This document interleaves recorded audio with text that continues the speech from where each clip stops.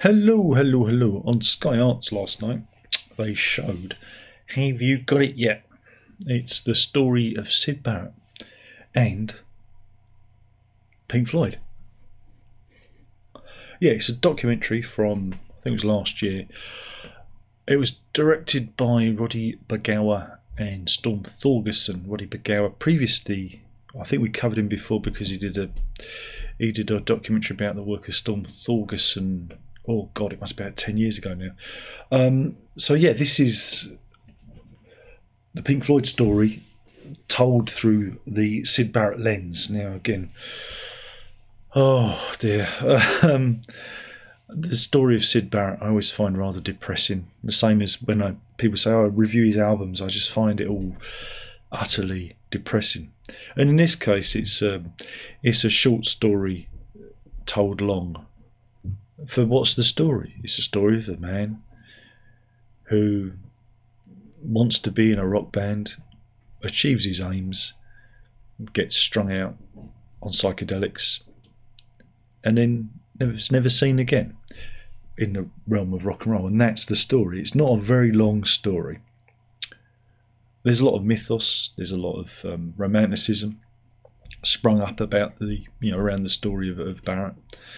Again, the idea of the wild-eyed genius who used psychedelics to take himself to another dimension, but it's an ultimately destructive story, and that's why it depresses me.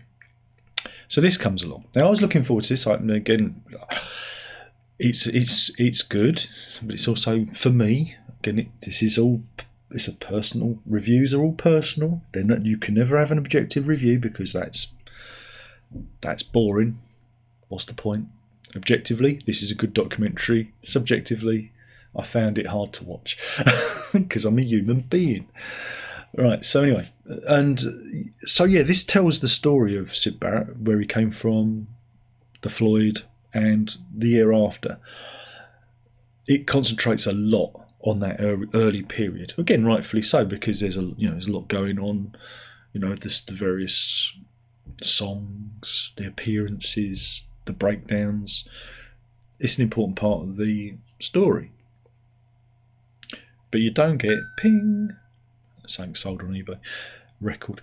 But you don't get. I don't think it's an uneven story because there's a lot of concentrating on the Pink Floyd side of things. Right, you get a good chronology. I think the chronology is really well. It's explained really well. They do a good job at that. Storm Thorgerson's the main interviewer, interviewing many of the faces, the people that were there at the time, so it's authoritative in that respect. Many of the young ladies who hung around with Barrett are interviewed and give their perspective. And yeah, for those of you who are not familiar with the story, brilliant. It's really, really, like I say, authoritative. But then there's me. And you know what I'm like. God, if you've watched any of the videos on this channel, you know there's always niggly things. For me, there wasn't anything particularly new or revelationary come out of this. I'd heard a lot of this stuff before, a lot of the stuff that said before. There are a couple of things, but we're going to get to that. Keep me powder dry. The two things that we're going to get to. So if you've been around the block a bit and you've read a lot of Syd Barrett stuff, and you've heard the various stories. Some of the stories didn't make the cut. Some of his more bizarre things. Again, I'd heard stories of people holding him hostage. His hangers on, keeping him locked in a cupboard and dosed out, and people dosing his drinks and food with psychedelics without his knowledge. But again, it is addressed in the documentary, because they say, well, doesn't it? If he's your hero, wouldn't you spread those myths to lessen the impact of his own actions? Which I thought was a very interesting. That got me thinking. It's like, maybe those were just myths and not true. Maybe his demise was brought by his own hand, which makes it even more tragic. I think it's a little bit from column A and a little bit from column B, because you've got to remember what the 60s were like, especially LSD culture. crikey, even the Beatles were dosed without their knowledge by their dentist, weren't they, back in the day? So everybody was doing it. Everybody was spiking each other's drinks and food and whatnot. So, that was the 60s. So yeah, you get Roger Waters talking, you get Nick Mason very briefly, and you get David Boyd Gilmour in there too. Of course, no footage from Rick Wright. The interesting thing is a lot of the footage was taken a long time ago, because again, Storm Thorgerson himself has been past a good few years now. Isn't it about coming up to nearly a decade, isn't it? I think.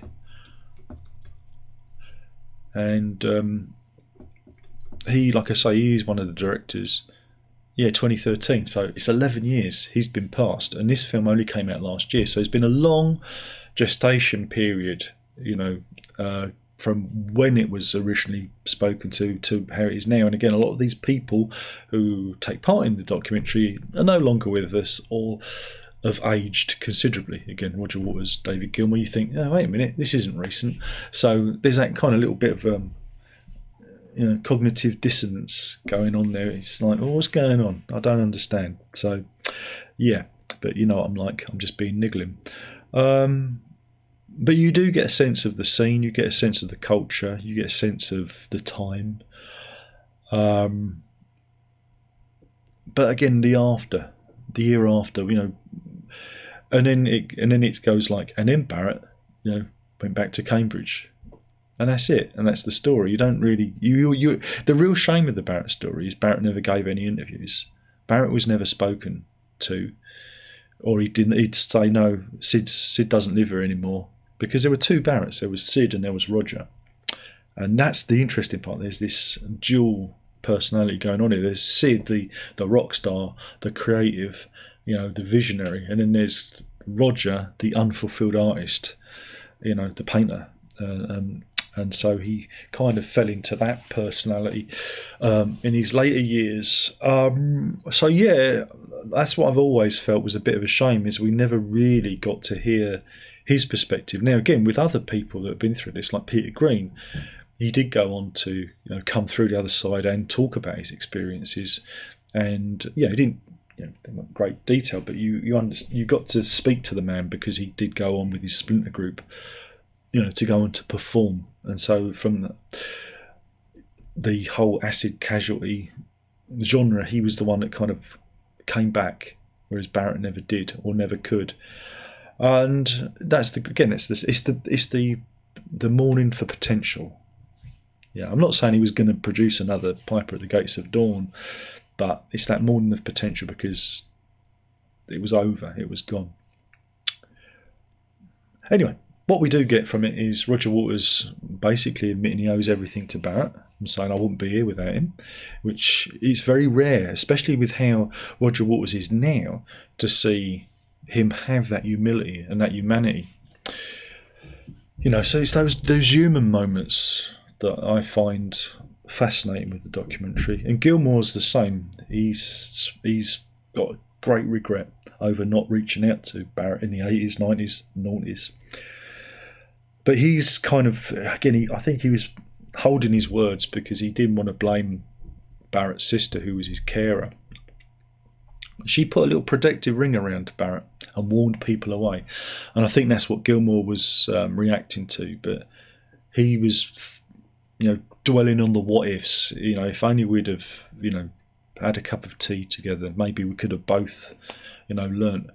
And again, the story of Barrett is the story of ambition and how the upper middle classes deal with each other, and masculinity back in the 60s, because maybe other bands would have been the same. It's pretty cutthroat. Again, many bands, back in the day when they was on the verge of success or were successful, if somebody fell by the wayside, they got dumped and replaced. And we see this with Barrett. As soon as he starts to unravel, hey, we'll get Gilmour in. And that's the cutthroat necessity of the time. You've got to be on the cutting edge. You've got to be touring, gigging, recording. And that's the real story. It's the utter inhumanity of the music biz, TM, because there was no support. There was no one that could help him.